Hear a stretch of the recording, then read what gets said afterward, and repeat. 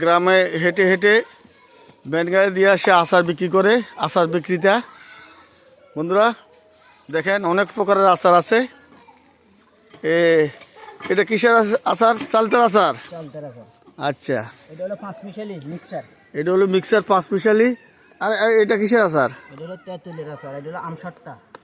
আমসত্তা, তেঁতুলের আচার, অনেক প্রকারের আচার আছে এবং ভালো মশলা দিয়ে সে আচার বিক্রি করে।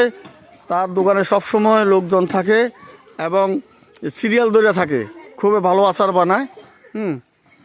এই দেখেন প্রত্যেকটা গ্রামে মানে এই গাড়ি নিয়ে যায় সে বিক্রি করে, খুবই ভালো আচার।